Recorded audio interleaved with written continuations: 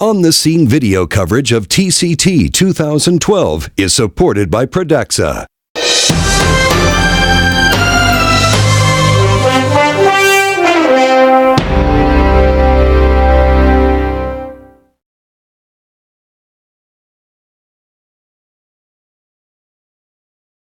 Well, the MASTER trial looked at a novel stent that has a mesh around the stent that can keep thrombus and other material out of the lumen of the artery.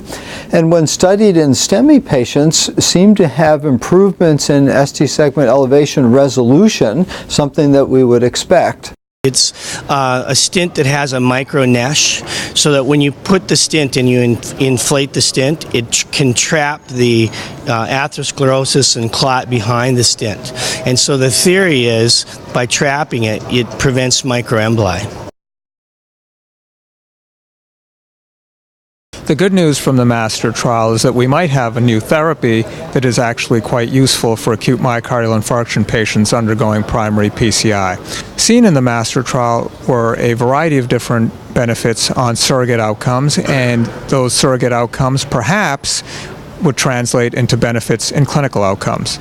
There isn't really bad news. I think the trial is underpowered, and when one looks at the clinical outcomes, death and infarct size, there isn't enough information to really tell you whether or not there is a difference between the patients that had stents and those that had regular stents. Anything that can further improve primary PCI has the potential to impact millions of patients.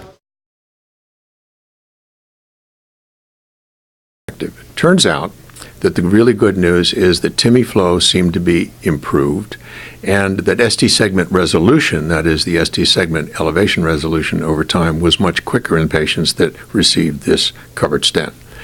And therefore, it seems as though this stent may have possibly significant impact in patients that are having acute myocardial infarction. The theory behind it really makes sense to me, and in practice now it showed that the stent was successfully placed and that in these two surrogate endpoints you had a significant improvement.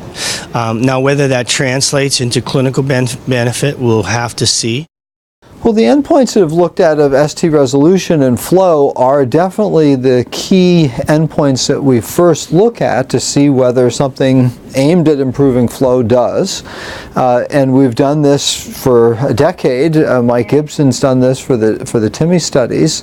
And so those have been validated endpoints as being important.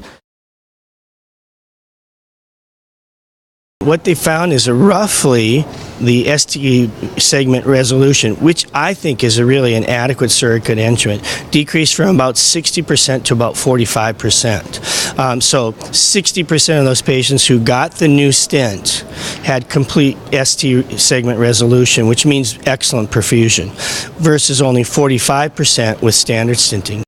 Well, ST segment resolution has been a validated endpoint that we think of as improved coronary flow, and the consequence of that certainly encouraging.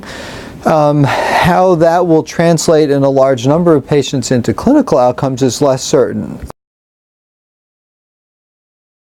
The new stent, or the novel stent, had about 93%, 92 or 93% TIMI grade 3 flow, in contrast to about 82 or 83%. So again, pretty similar correlate in about 10% extra patients with TIMI 3 flow. Whatever improves TIMI flow, we've long believed has a correlation with improving outcomes. That hasn't held up 100% of the time, but it's held up a lot of the time. We know frequently from other trials that although TIMI flow may be better and downstream flow may be better in acute myocardial infarction, it doesn't seem to have much effect on clinical outcome events.